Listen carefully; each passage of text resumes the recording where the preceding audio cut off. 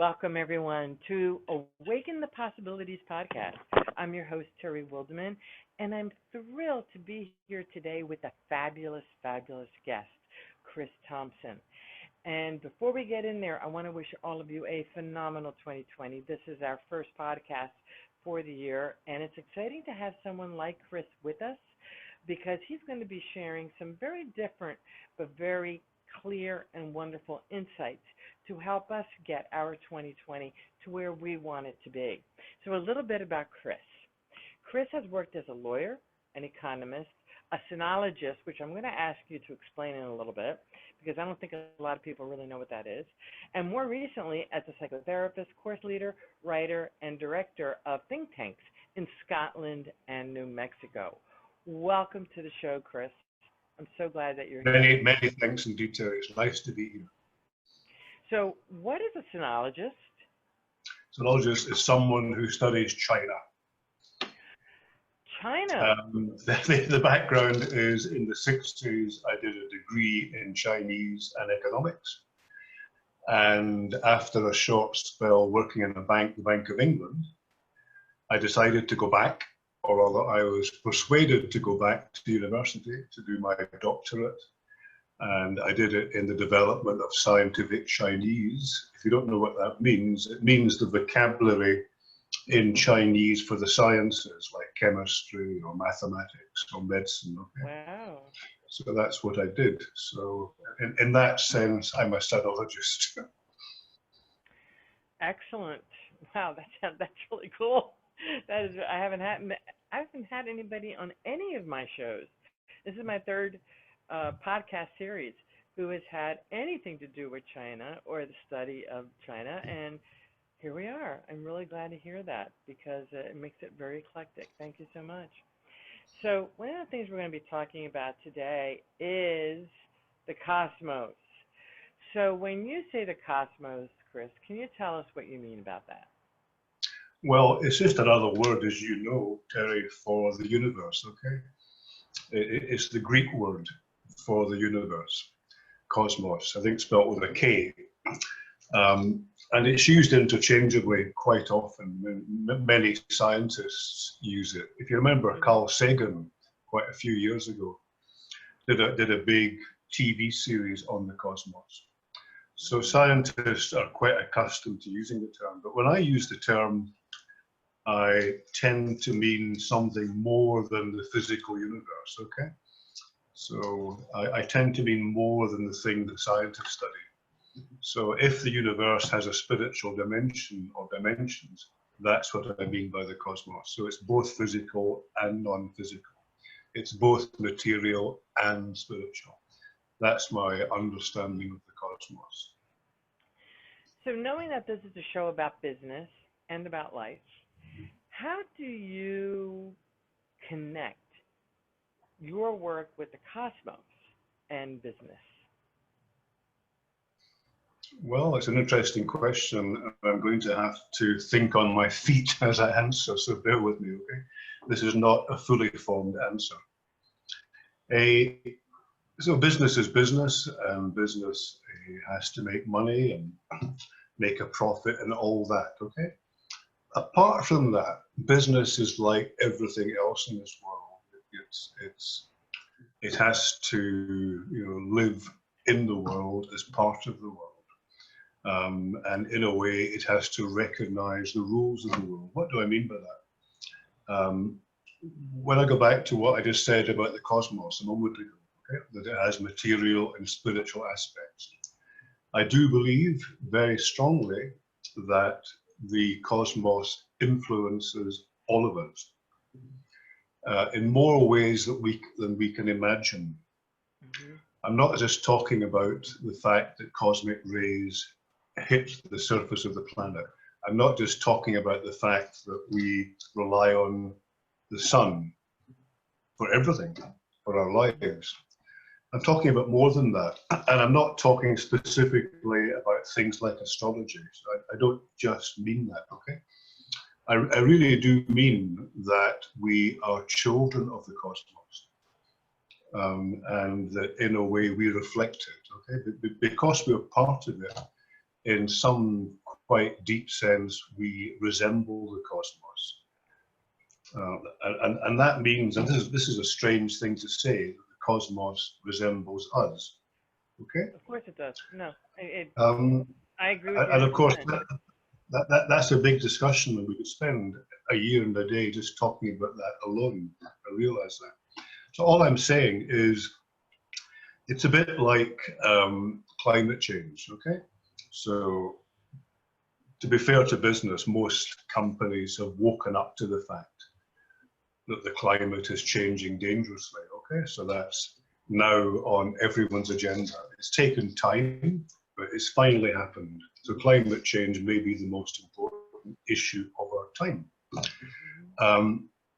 And that's a recognition that our actions have consequences, okay?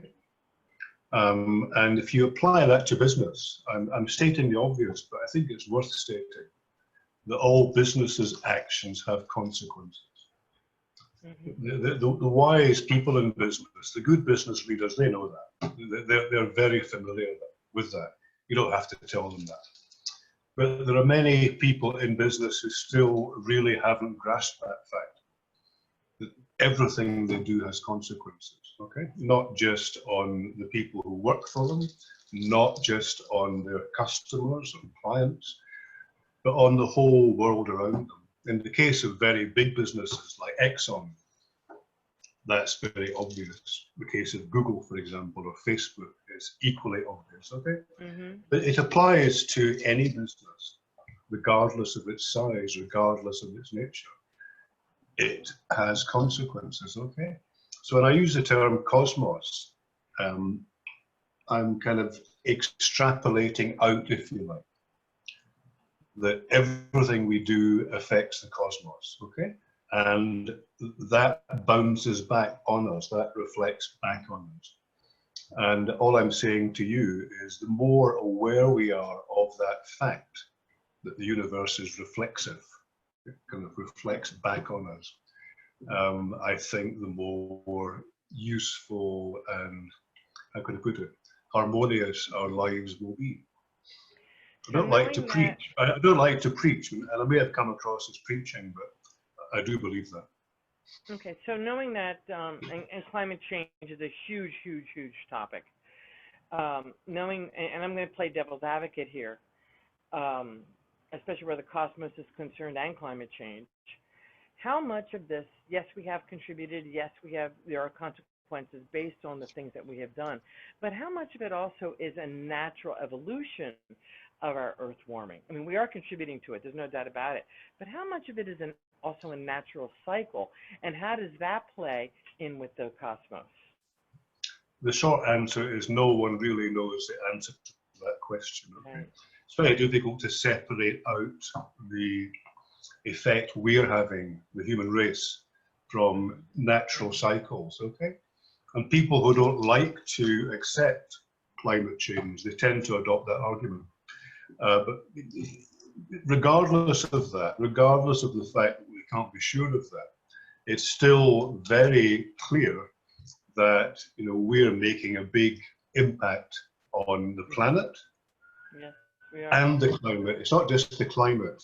I mean, I did a bit of research on this a year or so ago, and I discovered something called life support systems. Okay, it's a technical term, and there are about 8 or 9 of them, including water, biodiversity, things like that. Okay, and it turns out that all the planet's life support systems, all of them, are in serious decline.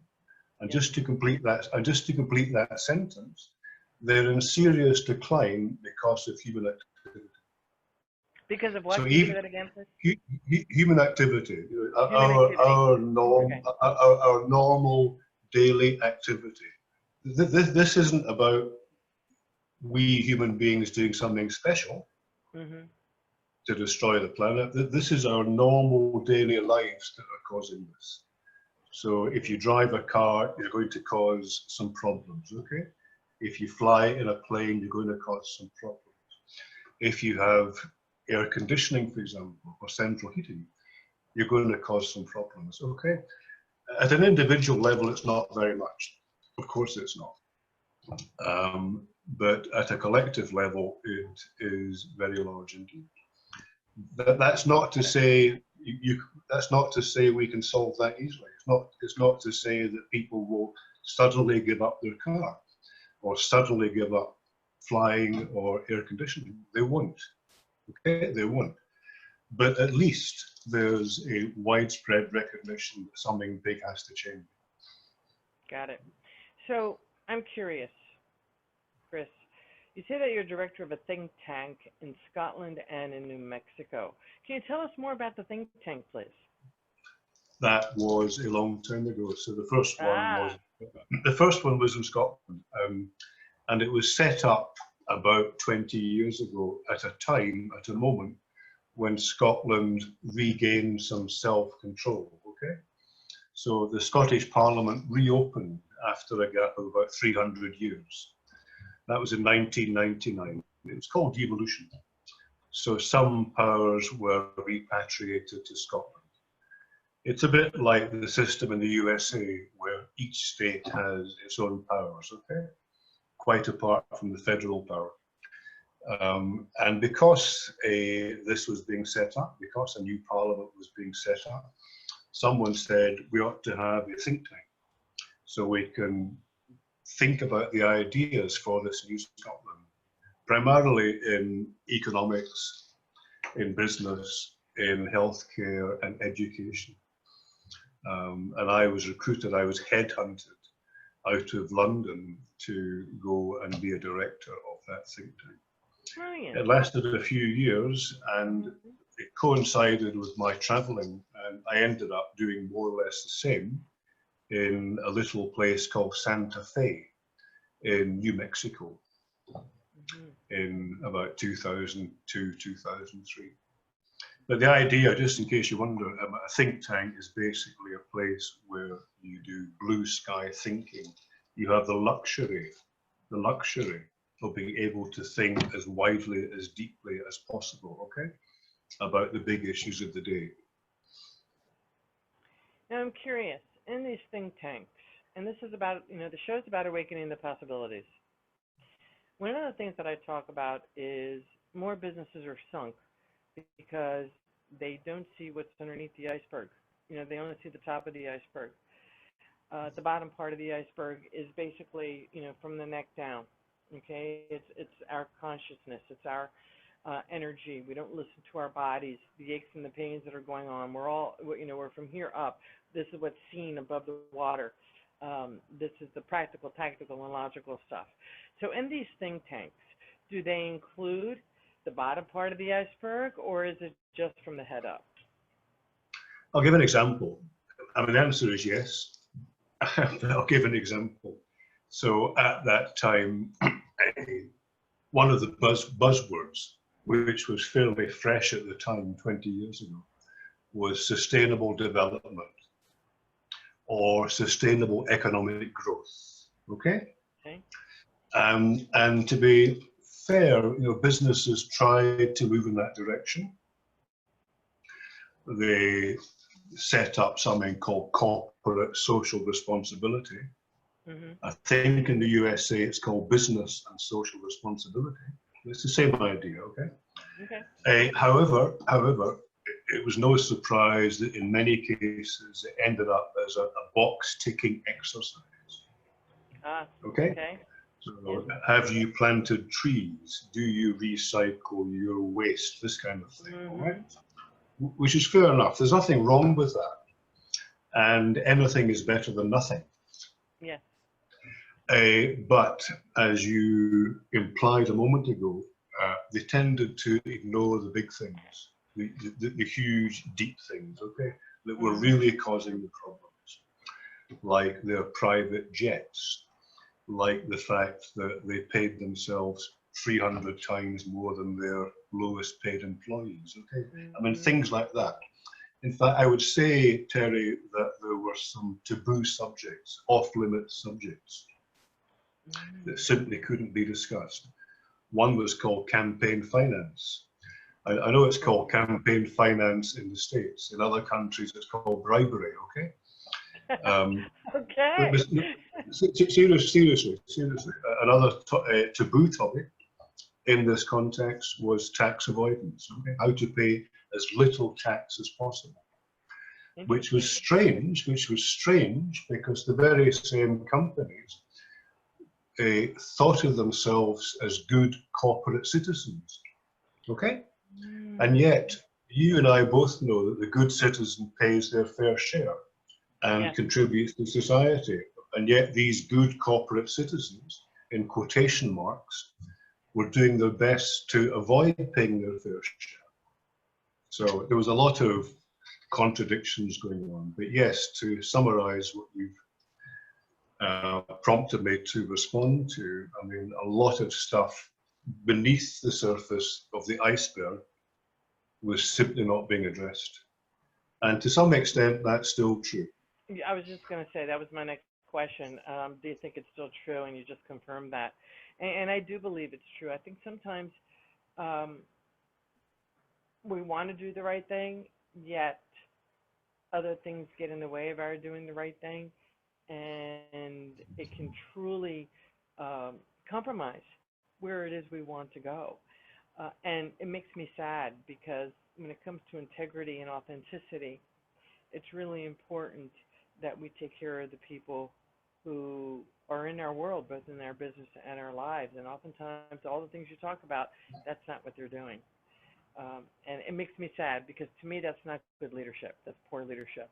So let's get back to leadership for a moment and awakening the possibilities. You've done an awful lot. I know you're going to be doing, I'm very excited to announce, I'm going to announce it on this video, that Chris is one of my faculty members for our Intuitive Leadership University, which we'll be launching this spring, and it's very exciting. He's going to be participating in the Leadership Wisdom School. And for those of you who aren't sure of what that is all about, we are opening the Intuitive Leadership University, and it's going to have 3 different schools: the Leadership Wisdom School, the Business Wisdom School, and the Life Wisdom School. And Chris will be doing some courses in the Leadership Wisdom School. So I'm very, very excited about that. So, Chris, as you look at leadership in the world and awakening of possibilities and the courses that you're going to be delivering through the university, can you tell us what the bottom line core is to you in leadership, in connection with the cosmos, in connection with business, in connection with humanity, and what we leaders need to truly be looking at to be able to influence the world, to influence, and I don't like to say the world, we influence the people who are part of, who cross our path. How do we do that? What is it? What is that golden nugget that awakens the possibilities? Okay, I'll have to summarize. I think 2 things. Okay, 2 things spring to mind. I'm very influenced by the Tao Te Ching. By the what, I'm sorry? The Tao Te Ching, by Taoism. Okay, got it. And there's even a book called The Tao of Leadership. You can buy a book called The Tao of Leadership. I think the author is John Hyder or something. I mention that because a Taoist leader leads from both the front and the back. So it's a kind of paradox, okay? He or she leads from the front in the sense that he leads by example. So a Taoist leader does not expect people to do things that he does not do. So he takes the first steps, okay? So if, for example, he wants the company to change its environmental policy, he'll be the first to start practicing that in his own life. So leading from the front or leading by example, okay? Leading from the front. Look at me. Look at what I do, not at what I say. That's a phrase that that kind of leader would use. But also leading from the back. This sounds strange to say, doesn't it? It sounds like a contradiction. But when I say leading from the back, I don't mean pushing people from the back, okay? What I mean is a kind of invisible leadership where you act as a catalyst, where your presence automatically stimulates people to behave well. Your presence brings out the best in people. That's what I mean, okay? So it's a strange combination. If you try and imagine this strange combination of leading from the front, leading by example, and leading quietly, almost invisibly from the back, okay? So that your presence is almost enough to stimulate people to do their best. That's what I'm trying to convey. So, and that's I would say the main image I have of a good leader, someone that's able to lead from the front and from the back at the same time. One of the phrases that I use commonly when describing the university is, we teach leaders how to integrate the practical, tactical, and logical with the emotional, the energetic, the spiritual, and the intuitive. That definitely fits with that phrase, does it not? Well, by coincidence, I've been asked to write a short book, an e-book by someone you may know, Stephen Hobbs, okay? Another one of our teachers. Anyway, Stephen talked me into writing a fairly short book, which is effectively a concise version of the book I wrote 5 years ago on intelligence, okay? Nice. And that's relevant to what you just said, because one of the main themes of this short book is that intelligence is about the whole of you. It's about all aspects of the human being, not just the mind, not just the emotion, not just the intuition, not just the physical body, not just the spiritual aspect, okay? It's about all of these aspects. All of it. All of it. And so, that's why you and Stephen are part of the faculty. So, I mean, it's strange, isn't it? I'm just about to finish that book. It's very short, but you reminded me that one of the main themes is to be able to work on the whole of ourselves rather than just on parts of ourselves, okay? Exactly, and that's what this university is all about. So having you as a faculty member is absolutely heartwarming, and having Dr. Hobbs also as a faculty member, I mean, that's what this is about. It's leadership, as far as I'm concerned, it's the cutting edge of leadership.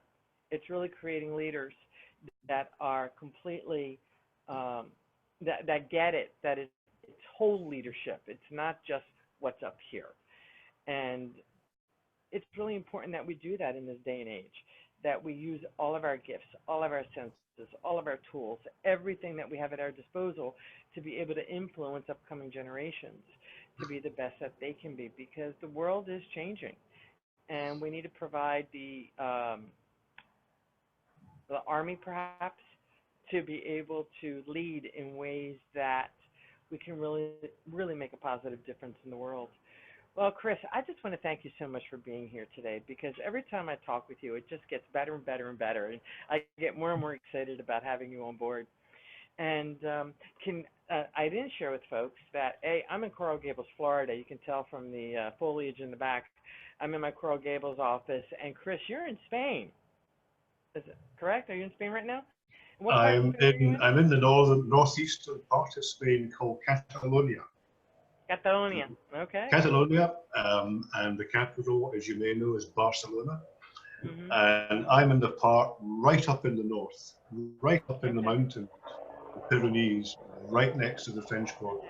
And hold on, Chris, that's just as you're talking, an airplane decided to go over. Hold on a second. Hello, helicopter. It's a helicopter. There we go. Okay. And it's a catch-22 when you come out here, and I love being out here on the patio with all of the greenery behind us. I kept putting my green screen up, and it kept falling. So that to me was a signal from the universe: get yourself outside in the fresh air and do this wonderful interview with Chris outside. So you have to put up with things like helicopters going overhead. So where were we when helicopter decided to distract us.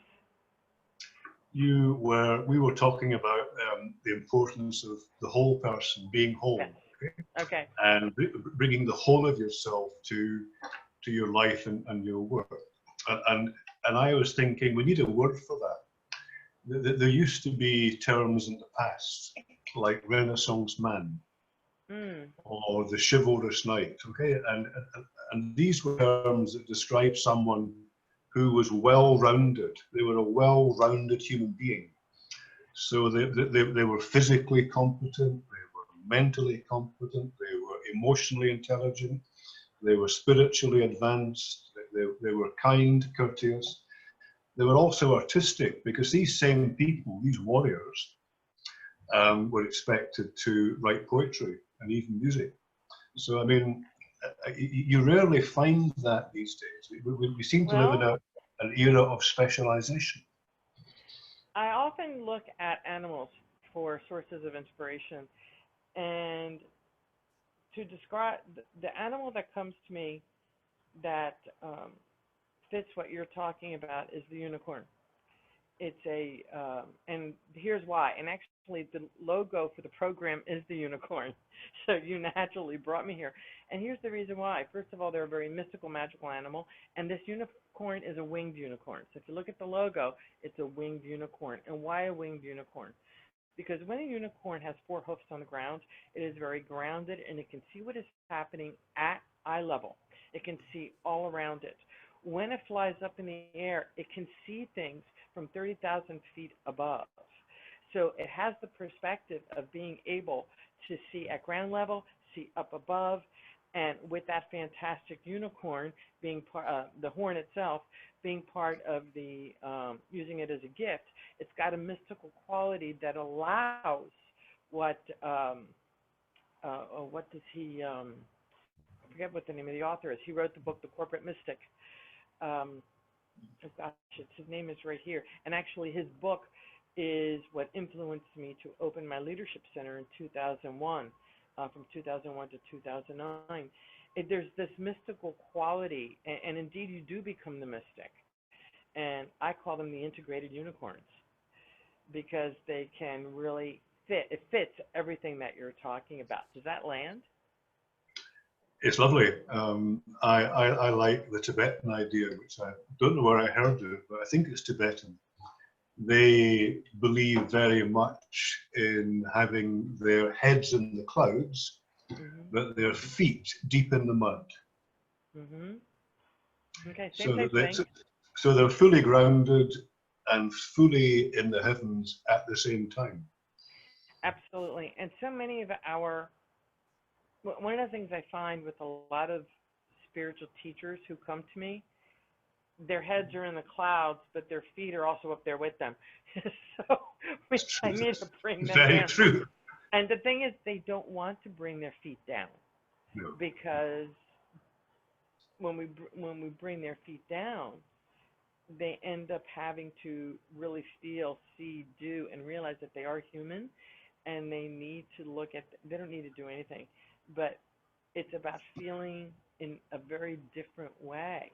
And that groundedness can be very uncomfortable for them. On the other hand, we have people who are very practical, tactical, and logical that are grounded, but are very concerned and tend to poo-poo going up into the spiritual realms, and understand that is as important as the practical, tactical, and logical. Do you see that? It's very interesting, Terry, because just recently I've started doing Qigong again. There's a local teacher not far from where I live. And the other day he showed us an exercise which is designed to do exactly that. So the purpose of the exercise is to be very, very grounded and very much in the heavens at the same time. It's a wonderful feeling, isn't it? When you're that present, because you truly are present. You feel the clothes on your back. You feel the jewelry on your body. You see very, very clearly. You see the colors differently. You are so integrated when you do that, and it's the powerful leader who can really influence and lead people to where they want to be because they see things that others don't. So again, Chris, I want to thank you so very much for being here with us today. And are there any parting words that you would like to share with the Awaken the Possibilities audience? It's just nice to see the green leaves of Florida behind you. I'm sitting here with heavy snow outside. Well, I will be in the cold by Friday. So I'm enjoying it and appreciating it. And believe it or not, it has been a bit cool here. And it's really, if you're into people watching, it is quite comical when it's in the low 60s here, watching people walking down the street with their faces covered because the wind is cold. So it's all perspective. So thank you again, Chris. This has been a lot of fun. You brought a lot of insight into and being an integrated leader, working with the cosmos, and understanding how all of it fits in our world. So thank you to our audience who is listening today, and we look forward to seeing you again next time. This is Terry Wildemann of Intuitive Leadership. You can go to intuitiveleadership.com and find out all about our university and upcoming events. And Chris, how can our audience find you? Well, they can find me at Chris, what's it called? ChrisThompson.blog. Chris Thompson. And how do you spell Thompson? Without a P. So THOMSON. I'm glad I asked. Thank you, everyone, and have an amazing, amazing week. See you next time.